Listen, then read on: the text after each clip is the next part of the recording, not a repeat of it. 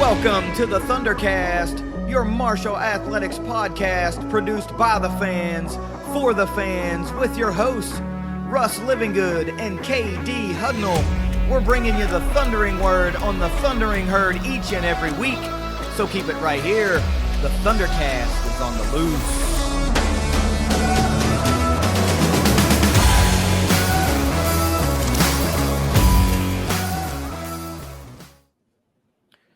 Thanks for downloading another episode of the ThunderCast. You can follow us on Twitter at ThunderCast_pod. The ThunderCast is proud members of the College Huddle. You can check out all the content on the collegehuddle.com. We are basically a fan-driven collection of podcasters. Each and every one of us, of course, represent our own schools.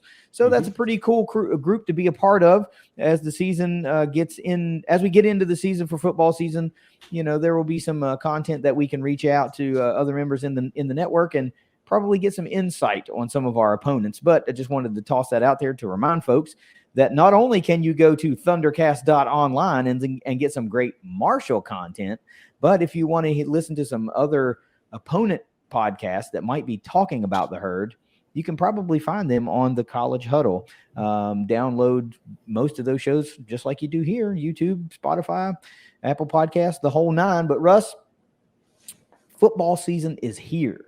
And right now we've got a special episode just talking about the week one preview and what's going on, like not just inside Joan C. Edwards Stadium, but also outside Joan C. Edwards Stadium, quite a few hours before kickoff.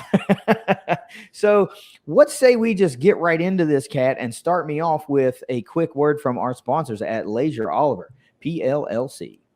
If you've been hurt in a wreck, call the law firm of Leasure Oliver PLLC. Find them at 304carwreck.com. So we've been waiting, some patiently, some impatiently, in the start of the college football season. And, of course, there are some games that will be played before Marshall takes the field, so people will be able to get a little bit of a fix. But herd fans want the herd fix, right? And that'll be coming up this coming Saturday, August 31st. Marshall will be taking on Stony Brook, 5 p.m. kick, of course, at the Joan. If you can't make it to the game, which why would you not come to the game? You can watch it on ESPN Plus. But before we even talk about entering the stadium, we've got one hell of an annual event that'll be kicking off. Of course, the home opener, the ThunderCast, does it really big from the tailgate standpoint. We'll be out there in the C lot for the second consecutive year for the home opener, and huge tailgate with the big-time assist from the Kentucky Mash Boys. If folks were around for the spring game and they came by the spring game and saw what we had going on then, and what we guesstimated, what, 600, 700, maybe 800 people made their way through. You know, I mean, I don't know. A lot of people came through more than once, and some people got plates big enough for 2 or 3 people. I'm not going to say Glenn Pedro had a plate that was buckling, but, you know, there were a lot of people, man, and it came in waves, and, you know, it came at halftime. It came after the game. It was steady. Yep. But nonetheless, well over 500 people made their way through, you know, our tailgate, even just to hang out. Some ate, many ate, but some just to hang out and talk and chill and have a good time. And of course, we went live, and you know, we're surprised by some herd greats that were part of the broadcast there, and even got a surprise by athletic director Christian Spears stopped by the tailgate as we happened to be talking, and he joined the live show for a moment or two. And you know, you just never know what's going to happen at ThunderCast Live at the C lot. So I say that to say this: we're there again on the C lot. It's going down bigger than the spring game. We'll have more food. We'll have the full complement of the Kentucky Mash Boys there to share the load of preparing all that great food. Remember, we did all this. I say we because we were just part. Chris and his wife did the lion's share of the work. Brian Lucas helped out quite a bit, right? Yeah. But we only had one smoker. That was the point. Yeah. This time there should be 2, right? And there will be 2 smokers. And all of that great food, it just more of it. So run down the menu. Let's talk about what's happening. Let's let people know that they're welcome, right? Mm-hmm. So let's talk about that for a couple of minutes. Let's go location first. C lot, if you're not familiar with it, directly across from McDonald's. That's 21st Street right there. We have the 5 spots, 67, 68, 69, 70, and 71. Those spots in the C lot right on the corner of 21st Street and 4th Avenue. Most people don't realize that's 4th Avenue. They call it the alley, but it's directly behind the new scoreboard in the end zone. So you will see us there. We will be the only guys that I'm aware of wearing headphones and microphones and having, Jed with Ignite Link as we do ThunderCast Live powered by Ignite Link. Yep. we do a pregame tailgate show. So we will be the only ones doing that with 2 smokers. You're not going to be able to miss us. So if you go by, you don't have to say, hey, is it okay if I get a plate? Everyone's welcome. Yes, Everyone's it is okay. Yeah. Yes, it is okay. And I should say this. We always have to preface this by saying we should have you covered from a food standpoint, but we do not supply adult beverages for everyone because we just can't keep track of who rolls in and who rolls out. So if you have something particular that you like to refresh yourself with as you're eating great food, then you should probably bring that along for yourself. Right. But yes, we try to keep this 100% free for fans. And so far, we've been 100% successful in doing that. Yeah. We don't want anybody to feel like their game day experience is diminished just because for any reason that has to do and revolve around tailgating. We have said from the beginning that the ThunderCast tailgate is open to all herd fans, all opposing fans. So if there's some Stony Brook fans that happen across this episode, you should know that you are welcome there. You will not be harassed there. You will be welcomed in because we like people to have a good time in Huntington. And we want you to have such a good time that you go, you know what? We might have lost that game, but if we play them again, I'm going back because that was a lot of fun. What hospitality from these herd fans. That's what we want everyone leaving Huntington to say. Menu, real quick. Yep. We're going to have pulled pork. We'll have sauce and buns if you want to make it into sandwiches. We'll have burn-ins, but we don't do a brisket burn-in. And the Kentucky Mash Boys, Chris Lewis, Brian Lucas, they have been doing pork belly burn-ins. It is amazing. Rave reviews all the time. We will have chicken, wings, legs, thighs, straight off the smoker with all the seasonings. Trust me, you don't have to worry about us putting seasoning on this. It may have gotten better reviews of that spring game than the pork belly burn-ins, and that's unheard of because everybody says, got any more of those burn-ins. The chicken went over huge. We're going to have macaroni and cheese. I'm going to be doing that this year in the spring game. We outsourced that because of logistics, but anyone that came by last year, I do think that I make a decent pan of macaroni and cheese. And we're going to have some baked beans as well. And then, we'll have some drinks there. We will have waters and some other non-alcoholic things for people that, I don't know. We can't have everyone's favorite soft drink. So we'll probably have some kind of fruit juice, Gatorade or something like that, waters, and then, we'll have some coolers of beer. Yeah. So like I said, spring game, just bigger. Yep. And probably a little better because there's more hands to contribute to making it better and lightening the load on everyone else. And these guys just do such a phenomenal freaking job, man. They really do. We're blessed to have them as partners in this tailgate endeavor year after year, event after event. But we're really blessed to have them as friends and brothers first and foremost. Absolutely. They've just been great dudes to us, and there's nothing that we can say to thank them adequately, right? But seeing the lines of people that show up, I think drives home to them that, damn, they do a really good job, So the tailgate is going to be awesome. We'll be out there bright and early as we can get on the lot. We want to be on the lot, right? We want to, if we can, we'd love to be the first ones there. Right. Obviously, we would love to do that. So feel free to stop by, bring your friends with you, come by, talk the herd with us a little bit. You never know who you'll see at the ThunderCast tailgate. You really never know. Former players are very frequent. We have player parents stop by quite a bit, opponent fans quite a bit. And every now and then some administration types from the athletic department come by. But it is truly a grab bag of sometimes someone will be behind the camera and they'll just point and say, "Can I come on?" And it's a former player you hadn't seen. We've had Brendan Knox show up a couple times. All kinds of different people just stop by. Yeah, right off the rip. I mean, of course, Devin Miller's been on a bunch of times. He was on the show, and Brendan Knox has been on the show. DeAndre Reeves was on the show. Just happened by with his son one day, saw us recording, and bam, there we were on the and he joined the ThunderCast, ThunderCast Live, powered by Ignite Link. And now that the Thunder Trust tailgate is kind of behind us a little bit in caddy corner, you really never know who might pop over.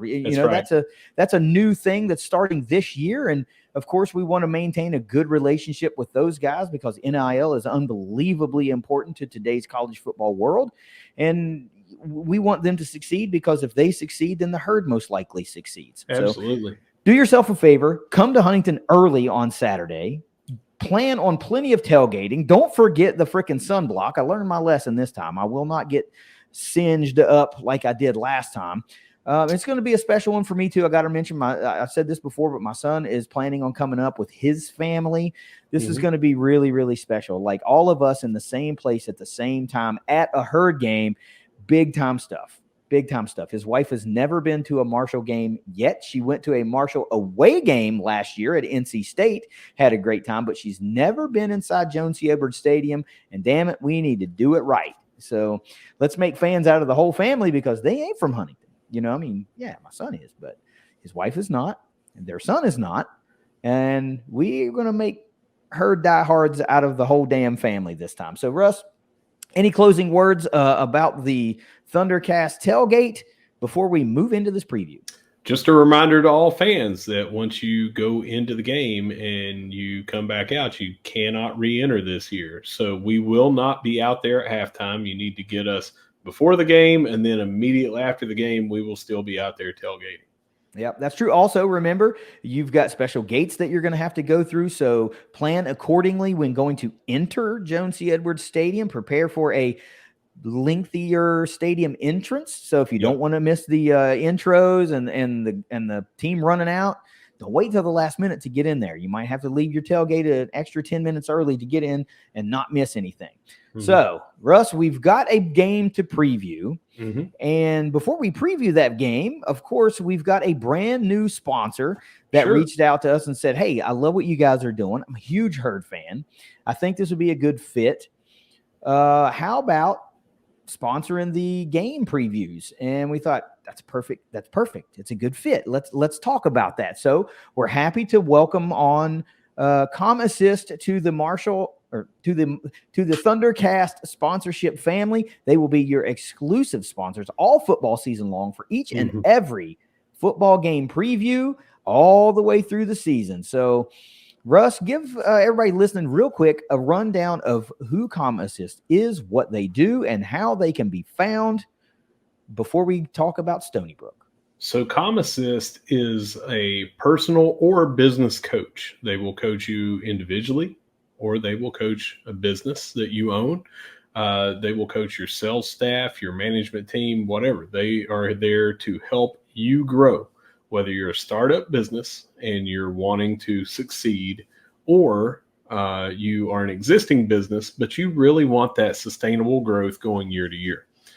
That is what Larry Nitardi of ComAssist is all about. He's been doing this since 2010. So he now has over 14 and a half years he's been doing this. And it's ComAssistKY.com, ComAssistKY.com. And Larry focuses, he lives up in Northern Kentucky. So he focuses on that Northern Kentucky and greater Cincinnati metro area. But he also is right here in the Huntington Tri-State because, hey, he's a massive herd fan. He's from the area. He's down here. It's a quick up and back on the AA highway. As you know, I've gone up there many times for Reds games. Larry will come down here right in the Tri-State area and meet with you individually, your team, your business, whatever. But Larry has his phone number and email right on that website. It's his personal phone number. We said this last week when we mentioned this, but you're not going to call and get a corporate phone tree and not really sure who you're talking to, and it's a different person each time. It's Larry on Larry's cell phone. Larry Nightardy, massive herd fan. You have probably either met him or seen him at the games. Yeah. He's been around for a long time. And of course, to really put the period at the end of that statement, it's something that you always say. There is nobody that herd fans would rather do business with than other herd fans. Mm-hmm. So if you are a herd fan owned business and you're looking to grow that business, why not reach out to a fellow herd fan who does this for a living, successfully, I might add, to help you get to that next level, to help you game plan on how you can grow. ComAssistKY.com. The links will be in the descriptions to the episode and all episodes that contain a game preview moving forward. So we make it really easy to find. Larry Nightardy, ComAssistKY.com. And final thing is, we are not talking about let me get this and it's the same packet, and this is tailored coaching for your individual needs that you need, either personal or for your business. That's why Larry does what he does, and that's why he's a one-man person, is because he goes there and meets with you and determines exactly what it is and how he can help you get that growth that you're looking for. Yeah. If he's good enough to do this and sustain his own business, I think he can help you. So ComAssistKY.com. Russ, it's week 1 for the herd, and we're starting the season off in the friendly confines of Joan C. Edwards Stadium against FCS opponent Stony Brook, the Sea Wolves. I don't know if Marshall and Stony Brook have ever played before, nope. Because there's some of the websites just don't keep track of such things. But if you say they haven't, then we haven't. Stony Brook, 0-10 last year, 0-8 in conference play. Pretty rough. Don't know that things are going to get any easier for them facing the herd in a kind of prove it season, on many levels. A lot of new around the herd offense, obviously, a lot of new around the herd defense, and a lot of new around the herd special teams. So it is kind of a prove it season. And I don't think that Stony Brook got a desirable matchup in week 1 with the herd having so much to prove with so many new faces on the roster. ESPN Power Index, though, loves the herd, obviously, in a home game. But funny, though, just 89% chance to win the game. Yeah, I thought that was weird, too. Against an 0-10 team from 2023 from the FCS ranks. Okay, whatever. I couldn't find a line on the game, so I can't give you an over and under. So normally that is obviously part of our preview rundown, but couldn't find one this week. Bullet points on this game. They don't do it for FCS anymore. I don't know if it was always that way, but definitely this year they're not doing any FCS lines, FCS versus FBS. Yeah, it doesn't behoove anyone to try to do that with all the change that goes on from year to year, month to month, and sometimes week to week and day to day. So bullet points on this game. Of course, it's the herd home opener, right? Mm-hmm. This is the big warm-up, the only warm-up game that you get before you run the little mini gauntlet of Virginia Tech and Ohio State. So I don't know how many cards you want to lay on the table against Stony Brook, but this is your only opportunity to work some kinks out before you go to Blacksburg. You'll get a bye week in there before you head to Columbus, but this is your only live game speed action that you're going to have heading into that big one in Blacksburg. Other bullet point, the big question, obviously, around everybody. Russ, who's QB1? That's right. For the herd? Who's QB1 for the herd? And just to add a little bit to that, who's really RB1 for the herd? We have a good idea of who we think it might be, but you never really know who's going to trot out there to start the game. You might end up with 2 or 3 guys that all have 10 to 12 carries each or something like that, but you don't really know who's going to be that featured back or if Marshall is going to go with a featured back type set. And the last bullet point for me is, how much will this defensive line for Marshall and Mike Green in particular feast upon a not so good team from a year ago in Stony Brook? That's a big question. We could see a really out of the gate performance from Mike Green and any number, like Gibby or Taqua's Legs or JJ Roberts, any of those guys. Who's going to be the big factor on this defensive line, and how many stats are we planning on padding here? Before I get into a lot of the different things there on the bullet points, we're not going to do this every game, but since it's an FCS opponent, I'd just like to highlight a couple of things for what you can look for from here. Stony Brook, you said it's the Seawolves. They're out of Stony Brook, New York. Billy Kosh is the head coach. They're in the Coastal Athletic Association football conference that used to be the Colonial. They changed the name a couple of years ago. Team colors, red, blue, and gray. They have a red helmet, jersey, pants combo. They also have a white, which is what I'm assuming they will be wearing for this game. And an alternate is a white, blue. But since we're probably going to be in green or black colored jerseys, I look for them to be wearing the all whites. Their mascot is Wolfie the Sea Wolf. Actually a good-looking mascot. Started in 1984, all-time record 202, 211 in losses and 2 ties. They are 1-13 all-time against FBS, but they beat Army 23-3 in 2012.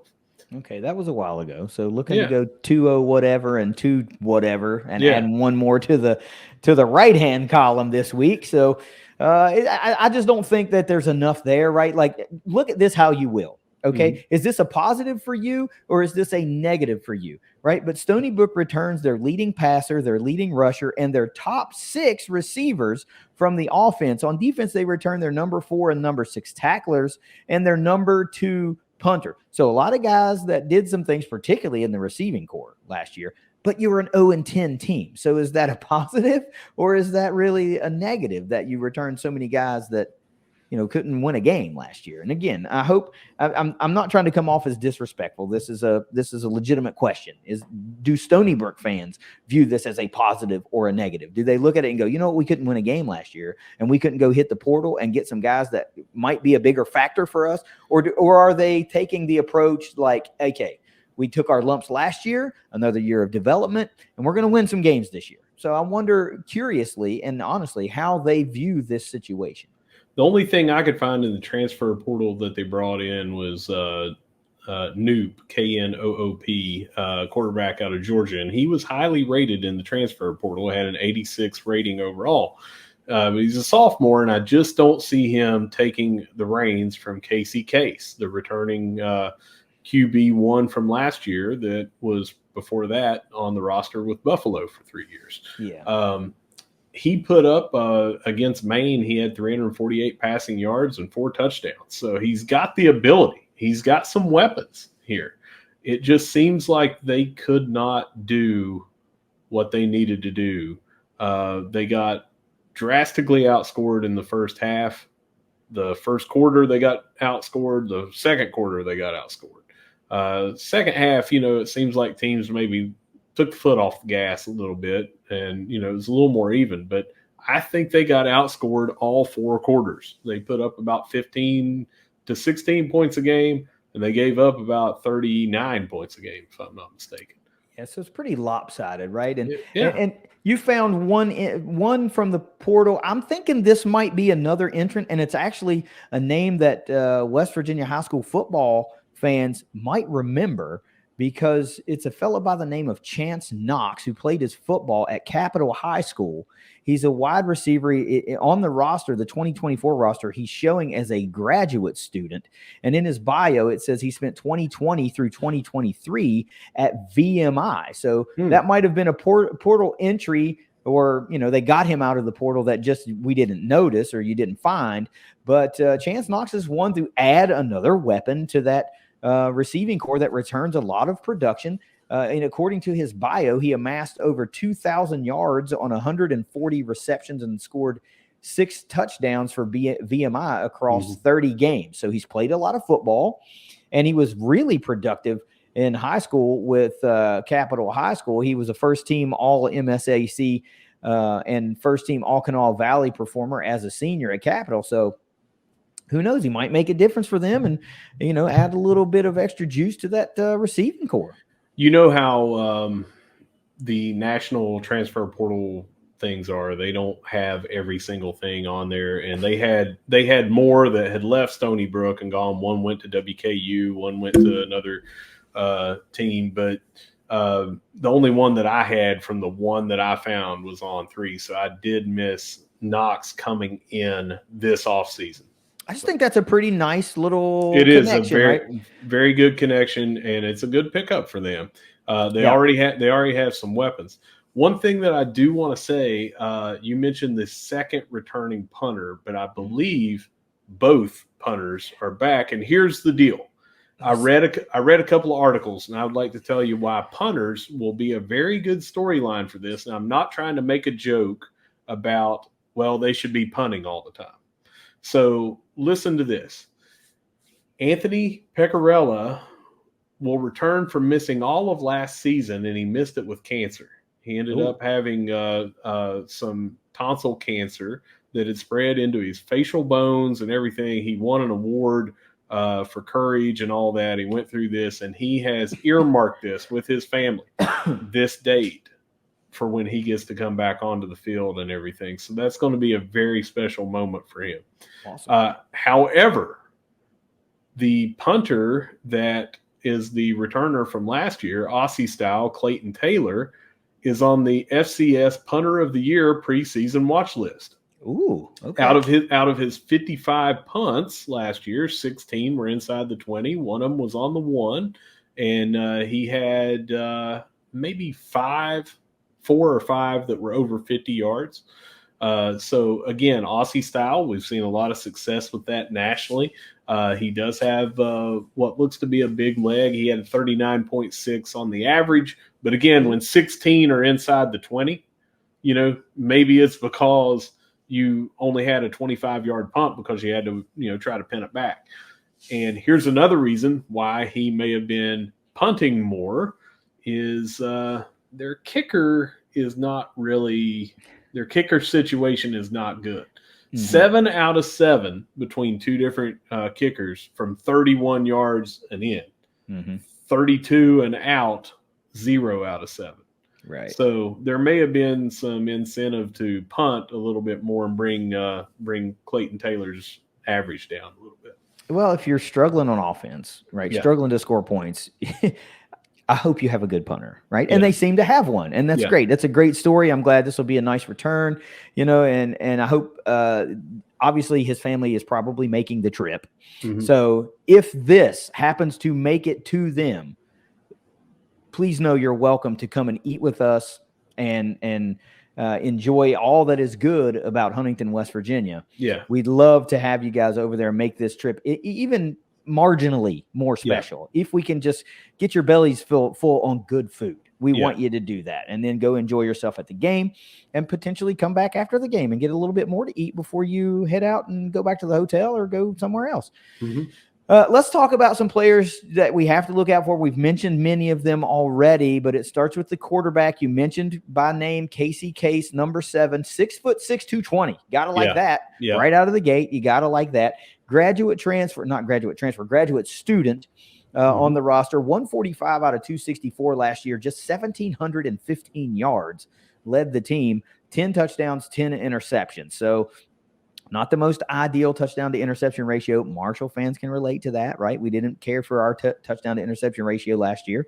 Running back, number 4, Roland Dempster, 6 foot, 225-pound redshirt senior, 93 carries for 408 yards to the good last year, 4.4 yards per carry, just 3 touchdowns on the ground in 8 games. So not a full complement of games for Mr. Dempster, but still led the team with a little over 400 yards. A couple of wide receivers. We mentioned 6 are back, top 6 are back, and they added Chance Knox in the portal.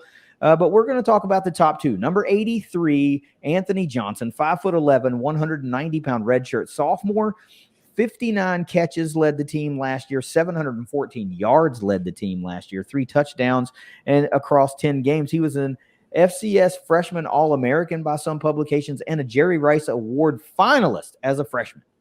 And to add to that, just in case you didn't see it, he is also on the preseason all-conference list. So, obviously with the accolades that he had last year as freshman All-American and everything, you expect him to be so, but he is already looking to be one of the best in the conference this year. Yeah, so as a freshman last year, he landed on the third-team all-conference team. So it does make sense that he's a preseason first-team all-conference selection. Definitely a guy that you're going to want to have to key on, right? Because if he's their biggest weapon, again, respectfully, they don't look to have too many. Well, then obviously you want to neutralize that guy. Then number 80, wide receiver Jace Freeman, 6'4", 215, like that, redshirt sophomore. It's number 2 in receptions on the team last year, but it drops all the way down from 59 for number 1 to 24 for number 2. He did amass 388 yards, just 1 touchdown through the air, again across 10 games. Russ, any notes really before we move into defense about this Stony Brook offense? Yeah, I've got a couple. That 1 touchdown that he scored was a 98-yarder. So 6'4", and he's got the ability to take it to the house. He seems to be a threat. They also had their second leading receiver actually comes out of the backfield, and he wasn't RB1. So you've got to keep your eye on number 3, Jaden Cook, 35 receptions, 346 yards, so just under 10 on the average, but had 4 receiving touchdowns, which was leading the team through the air, with Johnson coming in right behind him with those 3 touchdowns. So that's an interesting wrinkle, that your number 2 receiver in receptions and your leader in receiving touchdowns comes out of the backfield, is not listed as a wide receiver, though he primarily plays, let's call it, as a wide receiver. He plays obviously as a running back, but he does most of his damage out of the backfield through the air. So interesting wrinkle. Let's talk about a trio of guys on the defense. The defense was not as kind to Stony Brook as far as being able to retain talent. So the number 4 and the number 6 tacklers return. They do return their top sack guy from a year ago, their leading guy in tackles for loss as well. But we'll start it out with number 29 defensive back Walensky Nicholas, 6 foot, 190-pound redshirt sophomore. As far as returners, he led the team. He's leading the team in tackles with 40 total tackles, 32 also solo tackles, leads the team in returning players. 3.5 tackles for loss. He had 6 pass breakups across 10 games. Number 8, the safety Chase Chalmers, 6'1", 220, grad student, 34 tackles, 20 of those solo, 1.5 tackles for loss, and 1 pass breakup in 10 games. And then number 95, interesting guy, right? Defensive lineman Anthony Williams, 6'4", rather light build, 250 for a defensive lineman. But hey, we've seen guys make some waves at that build in our own right. Redshirt junior, 24 total tackles last year, 11 solo. But again, mentioned he led the team in sacks with 4.5.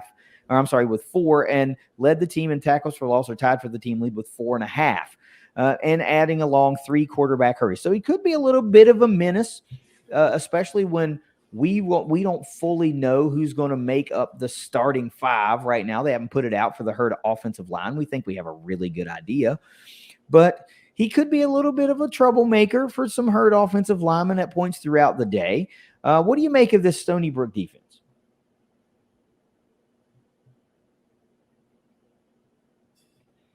Did you hear me? You went robotic. We're going to have to go back to 33 minutes. That's fine. It probably didn't do it on my end. It just probably hurt. You just probably heard it. Like you're frozen right now on your video, but when you talk, it's robotic on the microphone. All right. Give it a minute then. Is it still? Am I still frozen? You're still frozen. It's going like it'll show you for a second moving, and then it'll freeze for like 15 seconds. Okay, hang on.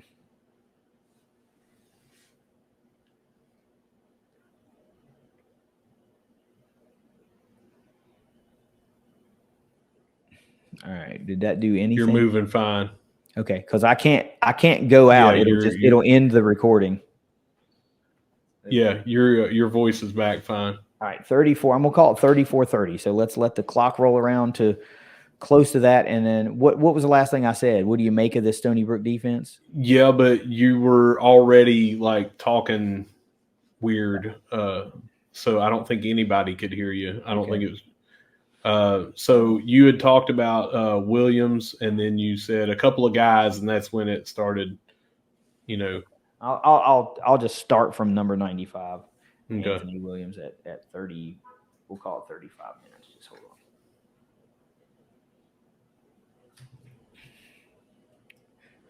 Well, if I'm going fine now, then I'm just going to do it. And then number 95, defensive lineman Anthony Williams, 6'4", 250. Little light in the build, right? But we've seen guys from Marshall have great success with that height and weight combo. Redshirt junior, 24 total tackles last year, 11 of those solo. Led the team in sacks with 4. Tied for the team lead, I think, or has the outright team lead with tackles for loss at 4.5. Also added 3 quarterback hurries for the Seawolves. Now, this is a guy that could be a menace to a certain degree for Stony Brook because we aren't totally sure who the 5 guys will be that make up this hurt offensive line, right? We think we have a really good idea, but they still have not played a game together. So there is an opportunity there for Mr. Williams to do a little damage at points in the game while Marshall's trying to figure out that offensive line in a true game situation. So what do you make about this Stony Brook defense? Well, they seem to have dropped a couple of playmakers. They had 2 different interceptions that were taken to the house, but those guys are no longer on the squad. So it looks like their strength is on this defensive line, starting with Williams. But they also got Rodney Falk, had 3 sacks. And then they have, let's see here, other guy that's coming back, Daishir Clary, 2.5 sacks. So out of the 3 of those, they had 9.5 sacks last year. A lot of tackles for loss. So we could be tested early when we talk about an offensive line that needs to gel. We had talked about that before. We have to really watch this defensive line.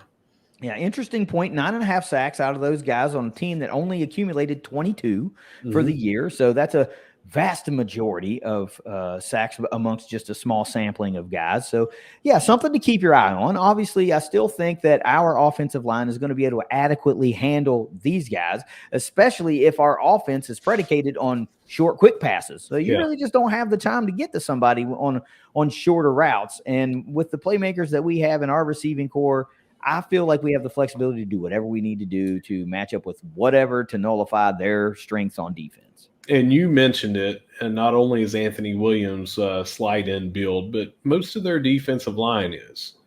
Where they are huge is on the offensive line. I don't know if you saw, but they've got 6'7", 330, 6'5", 350. They've got some really big boys over there, and it'll be interesting because they have a lot of size. That doesn't necessarily mean they have the best technique, the best player, whatever, but they're going to be going up against our overwhelming strength as our defensive line. Yeah.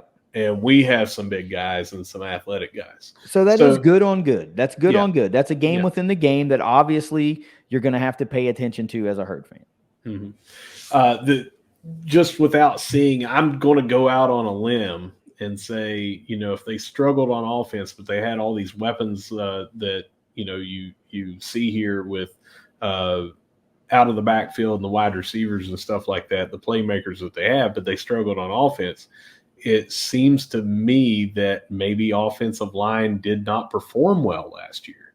Yeah. So, I don't know that it really is good on good. It's just good on really big guys. And, we'll see how that goes. But I do like our chances with our offensive line. Well, I like our chances with our defensive line, too. I don't like that. I overwhelmingly love that. Right, so let's get down to the nitty-gritty here. What do you think Marshall's got to do to win this game? What's your number one key to victory for the Herd in this one? Number one key to victory for me is just not get too fancy with it, not try. I mean, we're talking about an 0-10 from last year FCS school. definitely can't overlook that. Mm-hmm. You can't overlook any team, but they just need to stay out of their own way. Let the talent and the scheme take care of itself, take care of business. Yeah, my number one overall glaring thing that the Herd needs to do to win this game is to absolutely eat on defense, right? Mm-hmm. We have been singing the praises of this defensive line and the secondary in particularly. We know we have some prove it type stuff on the linebacking core, but it's not like it's not there. It's just like we really haven't seen it. And I think, with guys like Yates and Beard, there's guys there that are going to make some plays, obviously. But we know how good the defensive line is. We know how good the secondary is. This defense just has to eat and stifle the hell out of whatever Stony Brook is trying to do offensively, honestly. And if they can make, Casey Case run for his life, yeah, I don't care if you've got your top 20 receivers back. If your quarterback doesn't have time to throw, or he's always getting pushed off of his spot, whatever, if he's in constant duress, it doesn't matter, man. It's not going to be smooth sailing for your offense, and it's going to be even harder to move the football. So let the defense freaking eat. What is your number 2? That's a great point. My number 2 is to limit those catastrophic turnovers that can happen. And I said this last year when we were going up against Albany or anyone else that we go against that we're heavily favorite.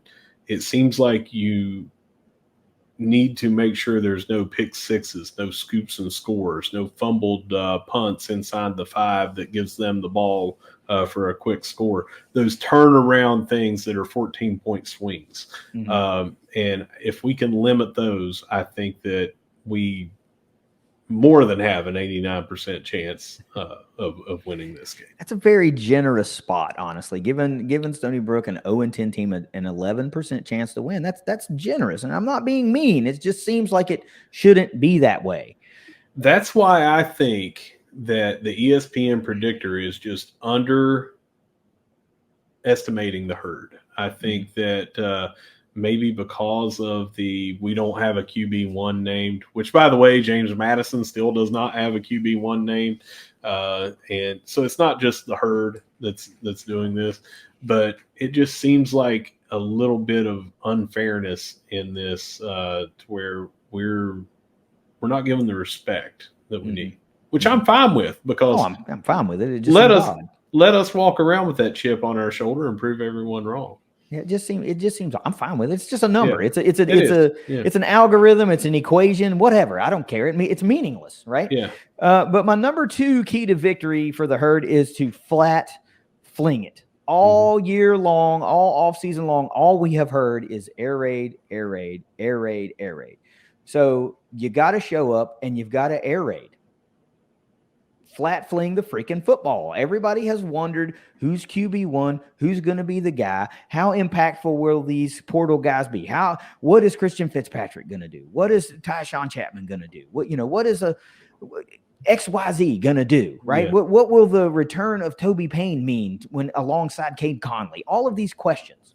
And the Herd has to answer those questions, and they have to answer them early, because you can't boast of an air raid and then come out and be a run, power run. I don't even care if it's working. You can't tell us all this one thing and then not do it. I don't want you to put more than you absolutely have to on film, but you're going to have to give us something, right? Flat fling. Well, I'm going to piggyback off that for my third one and final key to victory. And it's not that this is more it's a key to victory, but it's more a key for the fans. And it's exactly what you said. We need to score a lot of points. I don't think we have to win this game. Yeah. I'm not saying that. But I think that we have to, for everyone in the stands, and also for the confidence of these players who had trouble as a team last year at times scoring points. I think we went 5 games in a row with 10 or less points, something crazy like that.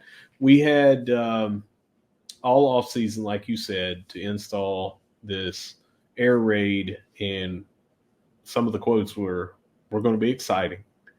We're going to score a lot of points." Mm-hmm. So I think that you cannot take too much foot off of the gas in this game, because if you win 28-0, but it's kind of a ho-hum, nothing happens in the second half kind of deal. I really think for the fans' sake, we need to go in there and just show what we can do without giving away, like you said. You don't want Virginia Tech to see every play that we have or anything like that, but I feel like the talent discrepancy between these two programs is going to lead to we very well could outscore them by a lot of points without having to do trick plays or anything like that. We just got more speed. We got more talent. We got more height. We got more weight. We have more experience. So here's how you do that. And it happens to be my third key to victory. It's what I'm saying, calling keep them fresh, right? Get the other guys in there to play, right? So you can score a lot of points without keeping your ones in. And then that's what we're hoping that we actually see, that QB2 and QB3 and, wide receiver 5, 6, and 7 and tight end 3 and 4 can come in there and still find the end zone, because that's what we hope, right? Because we knew last year that it was Cam Fancher and then unproven quarterbacks, right? After it was known that McMahon wasn't going to be a viable option because of, the former injury, it was Cam Fancher and Cole, who hadn't played, and, Parachek, who hadn't played. And it was like, okay, we got all our ducks in a row here. And it's all circling around Cam. So he's got to stay healthy. And when he couldn't, well, the Herd really struggled on offense. So we need to know, as Herd fans, I do anyway, that we can take a ding at quarterback that might have to sit for a game or two, and that second string guy, that third string guy, can come in there and effectively move this offense down the field. And there's going to be no better opportunity to showcase that than against Stony Brook, because of all the points that you just made, the talent gap, the height, weight, speed gap, all those things that they say about us when we'll go to Columbus here in about a month. They'll say the same things, right? We're just bigger, faster, stronger, and blah, blah, blah, blah, blah. And as much as we hate hearing that as Herd fans, that's what we're able to say this week, right? As we look at Stony Brook. And is it fair? No, it's not fair, but it doesn't mean it's not true. So everybody's healthy, right? You're never going to have everybody healthy again for the rest of the season. So this is your opportunity to put on a show for the fans, light up the scoreboard, and you can do it without it being a bad look, like not being in bad taste, because you're having your second, third string guys also need to get game rep scoring points. So that's what you got to do. And you said you don't have another, right? But I have a fourth. It's always a fun one, and it's something you already mentioned. I think the Herd has to keep the foot on the throttle. Keep it fun, keep it exciting, and keep it engaging. I don't need to expound on it. Keep the crowd not wanting to leave at halftime. Right? Because you can't come back in without another ticket. So you might as well set your ass in your seat for the third and fourth quarters, prepare for that to happen, and enjoy potentially one of the best offensive outputs and maybe defensive outputs that we'll see this season because of the discrepancy in talent levels. Nothing against any one guy, but unit for unit, the Herd stacks up really high above some of those other Stony Brook units. So who's your ThunderCast MVP this week, Russ? The first one of the 2024 season. How you going? Offense? You going defense? What do you feel? I'm going offense, and I'm going with a wide receiver, but I honestly don't know who it's going to be. Man. I've got this wide receiver that will remain nameless because I don't know who it's going to be, is going to score at least 2 touchdowns and going to have well over 100 yards. We're talking maybe 130 yards, 2 touchdowns or something like that. And it's going to be a breakout for the air raid and the system, not just this individual player, because I look for a lot of big numbers from the wide receivers, but one of them is going to be head and shoulders stats above them all, and is going to be the MVP. I can't believe you just hit me with a wide receiver to start the season off. I'm picking some guys, right? And I might do this a couple times this year. Generally, I just like to zero in on one guy. But it's the first game of the year. I'm going one on offense. I'm going one on defense. I'm going to give ComAssist their money's worth in week 1. Okay, 2 ThunderCast MVPs for me. Offense, it's been my guy. I've been talking about him all offseason long. It's Chuck Montgomery. Chuck Montgomery for me. It's his time to shine amongst a very crowded wide receiver room. Give me Chuck Montgomery as a guy I just love to see flourish in 2024. And on defense, who else could it be? Mike Green. It's Mike Green. right? The guy getting all the hype. You got to come out in 2024 against this Stony Brook team where we should be position for position, outmatching just about everybody. So they're not going to be able to double team him all day long because whoever's opposite of him is going to eat, right? Gibby is going to eat. Legs is going to eat. All these guys are going to just, golly, it could be really fun to watch. But I think Mike Green's going to find his way to Case several times on the day. Gonna maybe come out of this as the week 1 Sunbelt sack leader with possibly a 3-sack performance. And we saw Owen Porter do it a couple of years ago in week 1. The scoop and score that led to the touchdown really started off that year for Owen as a cannonball shot out of the cannon, right? And that led to a 3.5 sack, should have been a 4.5 sack performance against James Madison later in the season. So that's what I feel like is about to happen for Mike Green. Multi-sack game, potentially a couple of forced turnovers. Maybe he finds one. And heaven help us if he finds his way to the end zone, because the hype train is going to go off the rails for the remainder of the season, especially as you look ahead into Blacksburg. So, wow. Do you have a score prediction for me? I do, and okay. I really am not looking forward to Coach Huff calling me out on a press conference because I went way crazy with it last year. I'm not going that crazy, but I look for us to get 7 touchdowns and a field goal and score 52 points. And I'm going 52-14. Okay, 52-14. Lot of scoring back and forth. Listen, we are not that far off, so if all the heat's going to come from Huff to this show, it's going to fall on you because you picked the higher score, but I'm kind of right there behind you, so I'm not like shielding myself from the wrath of Charles Huff of us forcing him or wanting him to score more points. We all want that, man. Let's be honest. He wants it too. He just doesn't. He wants to score all the points, right? I've got the Herd 45-10 in a week 1 showcase game. It's a prove it game. Air raid this, air raid that. Give me the points. Killer defense at many levels. Lots of playmakers. I expect a defensive score. I expect that because we've just got so many guys that can do it. So I don't know that I'll see one, but I expect one, right? 45-10. You've got it 52-14. Man, Herd wins big week 1. Tailgate game is off the charts. It should be a great freaking Saturday, August 31st. If you can't get to the Joan, you're going to miss out. You should make all plans necessary to get there early, enjoy the entire day. Remember, you got to go in once. You got to stay in the game. Don't be leaving at halftime, and watch us light up the scoreboard against Stony Brook. No offense. You just happen to be the week 1 opponent. That's right. For a prove it season for the Herd. Any final thoughts on week 1 against Stony Brook? You already said it. Show up, get there early, go to the game. Stay the entire time, show everybody that, yes, even though you cannot leave and come back in without an additional ticket, you are willing to make that commitment. Only 20 minutes of halftime where you can walk around, talk to Herd fans that you didn't get to catch up with during the tailgate. Stay for the second half. Really make a difference. That's all I got to say. Yeah, I'm looking forward to it. Of course I'm looking forward to it.